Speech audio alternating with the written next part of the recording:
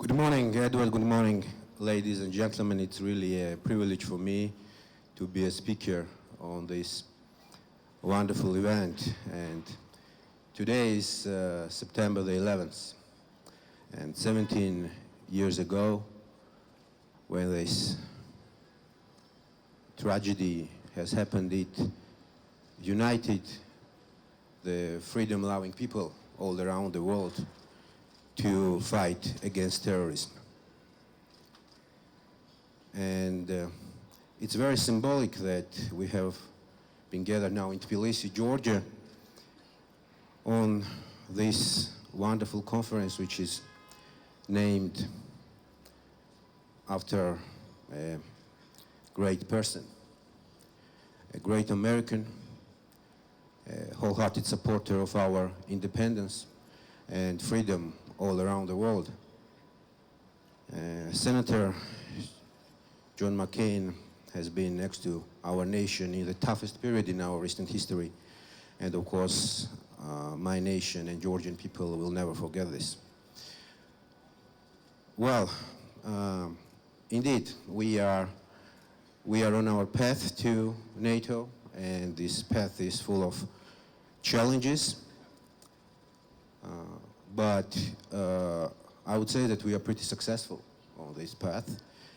Everybody understands that it is full of challenges, but the NATO says that they have the open door policy and that Georgia has all the practical tools to become a full member of NATO.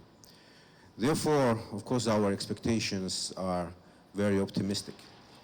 Of course, we do understand that this decision will be affected by the geopolitical situation, but we are absolutely optimistic, and we are trying our best.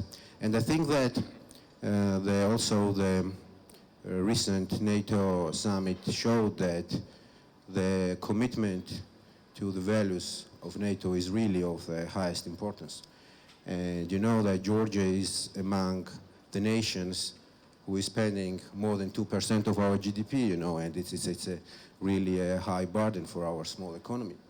But anyway, we are trying our best, and I think that more and more members in NATO have this feeling that Georgia deserves to become a full member. And in Brussels, once again, it was stated that eventually Georgia will become a member of NATO. So you've got troops in Afghanistan, you've got troops elsewhere, you spend more than 2% of GDP. You are, in the region, by far the best applicant for both NATO and European Union membership. You're very young in the, well, you're young, but you're also young in the job. A couple of months, right? Correct. Maybe 10 weeks. And already you've had Angela Merkel, the German Chancellor, visit. I believe her first visit here as Chancellor. Official, yes. And you stood side by side with them. She said some nice things, but not particularly strong things. In terms of your desire to join the EU and NATO, did she give you private reassurances that this is something that Germany is going to really get behind now? Well, I'm very direct that, I mean, Germany has a full support over our aspirations, you know, to both join EU and NATO.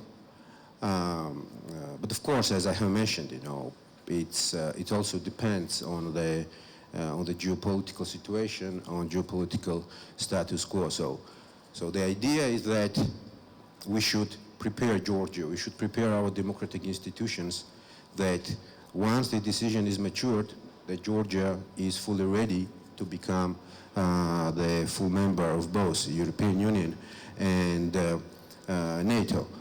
And, you know, we are very result-oriented government, but at the same time, we shouldn't forget that the process of transformation is also of vital importance, okay? Transformation to make Georgia a true European democracy. And transformation of our economy as well, because you know that one of the major challenges that we have in Georgia is still the poverty. We could reduce this figure significantly, but it's still very high. Around 20% of our population lives in poverty.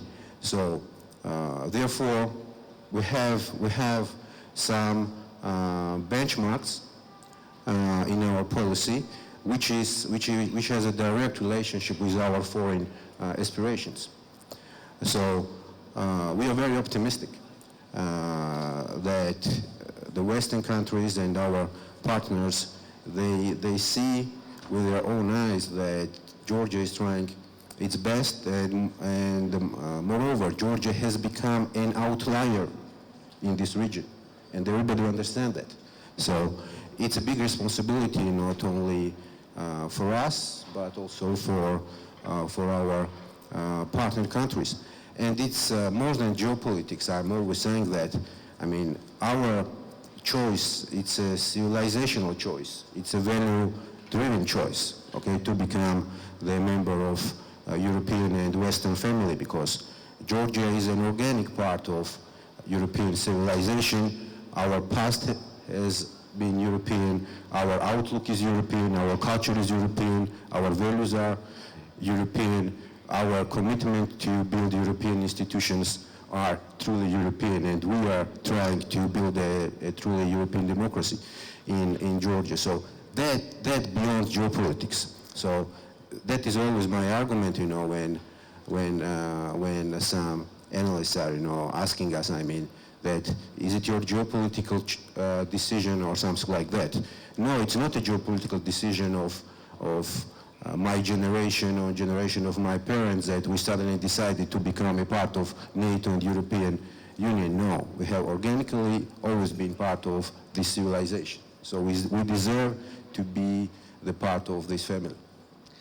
So I want to get onto Russia in a minute and that fifth of Georgia that is occupied by Russia, but just sticking with European democracy, your aspiration to be accepted as a full European democracy, that doesn't mean European democracy what it used to mean these days, with people like Viktor Orban, with what's happening in Poland, the Czech Republic, Slovakia, with the man who is now president of the United States. European democracy doesn't look quite what it looked like a few years ago. Has that dimmed your aspiration? Well, for us, European democracy is about engagement, you know. We are a small country, and we should consolidate the efforts of everybody, of government, of opposition, of civil society, of media. You know, each of us has our own role in supporting our young democracy. And it's all about engagement, it's all about values. So I think that it's a kind of a little bit over-evaluation when somebody is saying that, I mean, that Europe is becoming different. Yes, I mean, it's a political process, and there are some changes, but the values are still on the table. Okay, and it is as I have mentioned, these are the values which created this civilization. Okay, so we are absolutely committed to it, and we are absolutely optimistic about a very bright future of European family. So it's been 10 years now since South Ossetia and Abkhazia were occupied, a fifth of your country under Russian occupation. What are the circumstances in which you will get that territory back? Well, this is the biggest and most painful challenge that we have currently in Georgia. 20% of our territory is still occupied by Russia. And what we see on these territories is really very painful. It's just humanitarian catastrophe. You know. Let me remind you that the population in Tskhinvali region before the war was around 120,000 people. Now it's 20,000, and out of that, 7,000 are Russian troops. In Abkhazia, before war, the population was 550,000. Now it's no more than 120,000. Okay, so and indeed, it's a very painful challenge, and we are trying to address this humanitarian catastrophe. We have a very important new initiative, a step to a better future. The idea of this initiative is to provide proper access to healthcare and to education to the people who are living on these occupied territories, to give them a chance to have some commercial activities to feed their families. But of course, Russia is trying its best to oppose our peaceful initiatives. The best answer to this challenge is to build a strong European democracy in Georgia, and we are very successful on this path. Once again, let me repeat myself that we don't have illusions. This path is full of challenges and will be full of challenges. But we are very firm on this position, and we believe, and personally I'm absolutely sure, that this is the only precondition for us to have a peaceful resolution of this conflict. And the precondition is to build a strong European democracy in Georgia and to create an economic environment in which everybody will have a chance to realize its potential. Okay? These are the two main preconditions for us to be successful, to have a peaceful resolutions of these conflicts. And moreover, you know, we have some achievements on this path because we believe that, in fact, there are no ethnic conflicts on Georgian territories. This is Russian propaganda which is trying to promote this idea, you know, because people-to-people relationships are becoming better and better. So in fact, we have a political conflict, you know, with Russia, and as long as Georgia is successful in building its democracy, in building the competitive economy in Georgia, will be successful to have a peaceful resolution of these conflicts. But of course, we will need the assistance of our partner countries. And in this respect, of course, we are very positive when there are meetings on a high political level of our friends with Russia, you know, because there is no alternative to dialogue, and the conflicts in Georgia is in the agenda, yes, on these negotiations. And it's also in the best interest of United States and Europe, you know, to advance and to persuade Russia that this part of the world needs peace, this part of the world needs prosperity. If you look at the experience of Norway, for example, when Norway was joining the NATO, of course, you know, Soviet Union was absolutely unhappy about it. But this decision made Scandinavia region one of the most economically developed parts in the world. Yes, so it is of course we believe that it is in the interest of Russia as well to have a peaceful and prosperous Caucasia as a neighbor. But we don't have illusions. No, there will be a lot of challenges, and we need engagement. We need engagement of government, of opposition, of civic society, media, of our partner countries, of our friends, to try to overcome these challenges and obstacles together.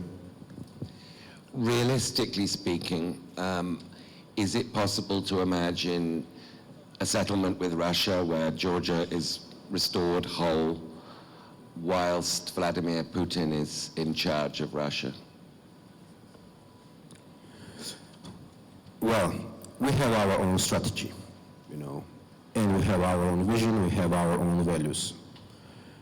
And our strategic partners had their vision about Georgia, And we are united by values, So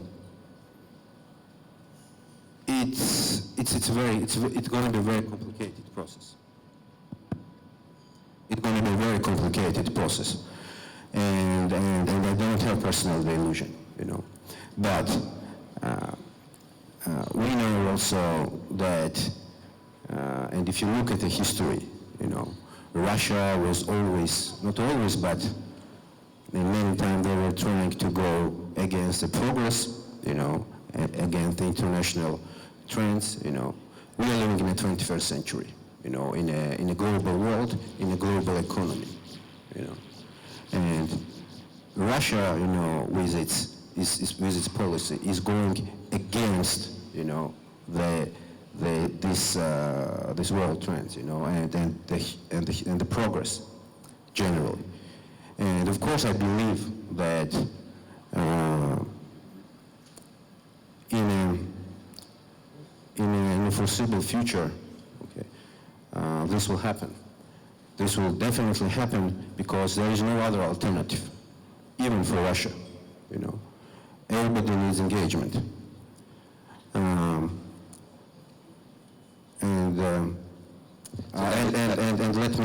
let me finish this sentence. And I think that also now our Western partners, they have a clear picture about the goals of Russia, And this is a trend, all across in the neighborhood of Russia, In Georgia, with these conflicts, in Moldova, in Ukraine, the conflict in Karabakh, it's a pattern, yes. So it is a tactic of Russia. So, and I think that the Western society, will be more consolidated, and we will get more support, to overcome this challenge together. Georgia, we should also take into consideration the geographical location of Georgia. We are in this triangle, Turkey, Russia, Iran, and we are at the crossroads of civilizations. So, and this experience has made Georgia and our nation as a pretty resilient nation, I would say. So, and I think that the combination of these two, the consolidation of the Western society plus the resilience of our nation, and I would also add the engagement of every stakeholder in Georgia to achieve this goal, will be enough, for us to overcome this problem together and to find the peaceful resolutions.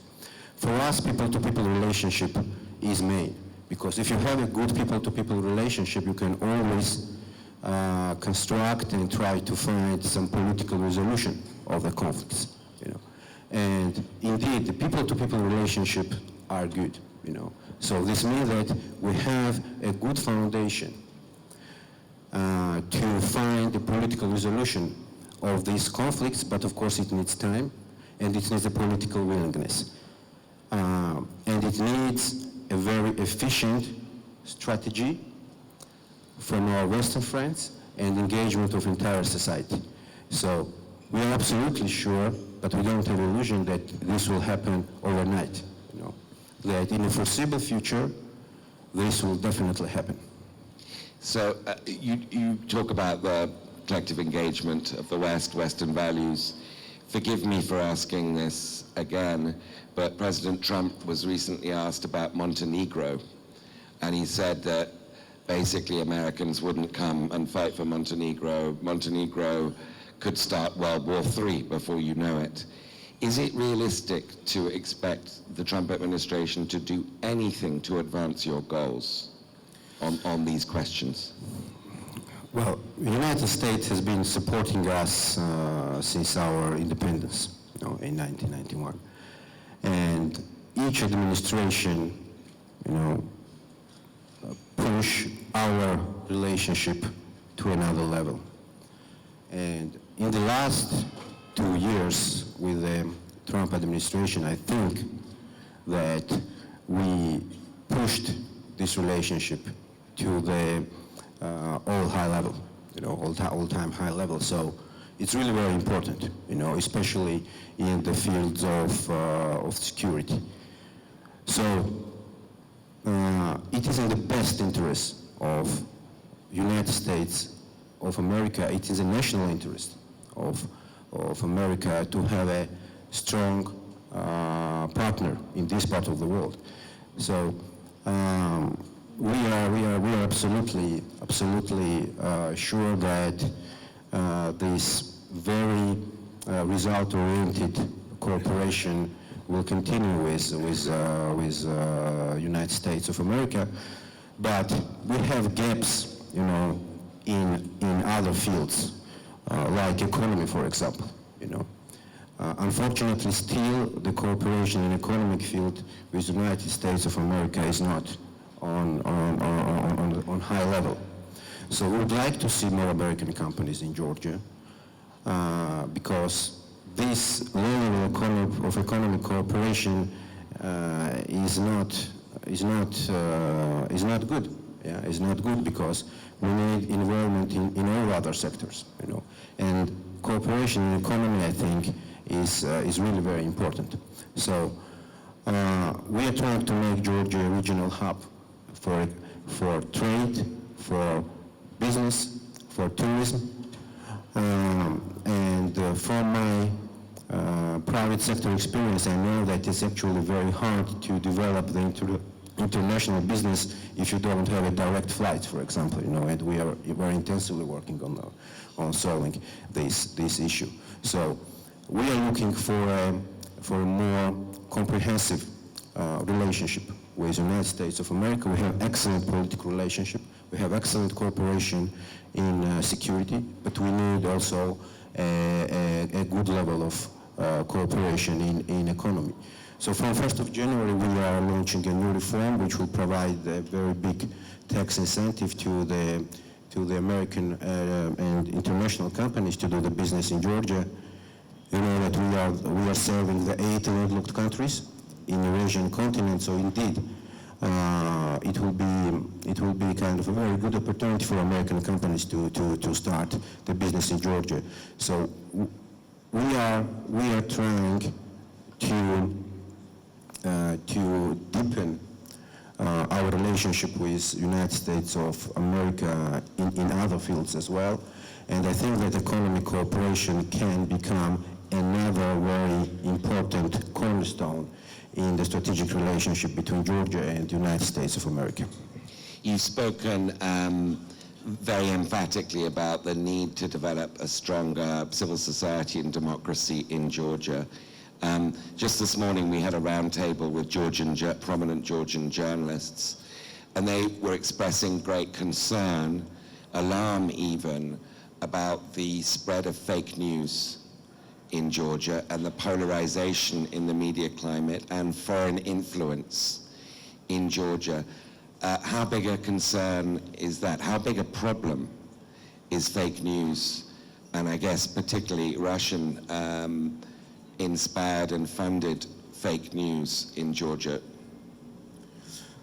Well, of course, Russian propaganda, is an issue and is a challenge. And it's not a news that, Russia is trying its best to affect the public opinion, especially about our aspirations to become a member of European Union and NATO. But they have not been successful in this, and they will never be, because, as I have mentioned, it is not a political decision for us to become a part of EU. It's a value-based decision. But of course, we have to be very careful, and that's why we are working very closely with our friends, to counterfight with Russian propaganda. And I think that the best answer, to such challenges is again in economic policy. We have to reduce the poverty, we have to eliminate the poverty. This would be the best answer to such challenges. Because unfortunately, the economic situation and the poverty is sometimes a fertile background for nationalism, for xenophobia, okay, and of course Russian propaganda is trying, to target this this disadvantage that we have and this weakness that we have in our economy. So eliminating the poverty, I think, is the best answer to this challenge, and generally increasing the level of our economic development. So another very important reform which we are conducting is in a field of education, because unfortunately education has become a capacity constraint for our economy, and we have to acknowledge this. So we are now totally focused on human capital building process in Georgia. We are totally focused on implementing the reform in education sector, which will help us to increase the human capital index in Georgia, and therefore which will help us to eliminate the poverty in Georgia and make Georgia economy more competitive. So I think that again, the answer to these political challenges, what you have just mentioned, is in the field of economy, okay, both in terms of in politics and in economy as well. So, but we are absolutely sure that Russian propaganda will never achieve its goals. They are trying their best, but if you look at the elections, at the recent results in Georgia, the so-called pro-Russian parties, I mean, cannot get more than 4 or 5%. So the absolute majority of Georgian society has a full commitment to our aspirations, to our goals to become the part of European Union and NATO. In terms of Georgian democracy and elections, I have to ask you about the fact that the founder and leader of your party, Georgia Dream Party, is a very, very rich man, Mr. Ishvanvili, and he's got, I think, assets that account for about 1/3 of your GDP. This is kind of an oligarchic situation, isn't it? Doesn't that cast some kind of a shadow over the direction of Georgian democracy? I don't think that is an oligarchic situation for many reasons. Bidzina Ivanishvili is the founder of Georgian Dream and the chairman of the ruling party. And we won the election in 2012. And the best answer what this big change has brought for our country is I would say, the international rankings, okay? How we improved our positions in all directions, in terms of media pluralism, in terms of human rights, in terms of protection, the private sector assets, in terms of making the transparency higher, much higher, I would say. Let me remind you that in terms of, for example, the budget transparency, we are in the top 5 countries in the world. In terms of, according to many studies, Georgia is in the same league as the countries like Netherlands, Sweden, United Kingdom. So these are very concrete achievements. So we are on the right way towards democratic transformation and towards creating a truly European democracy in Georgia. Moreover, this is a political philosophy of Georgian dream to make the European democracy and parliamentary democracy in Georgia. So that was a big change, you know, what we have made, that I would say is really historical. And I think that's widely accepted. But if I could ask you a blunt question, are you accountable to Mr. Ivanishvili, or who's your boss? I am accountable for the people who voted and for Georgian dream and to Georgian society generally. So, and that's very clear. All the rest are, just the political speculations.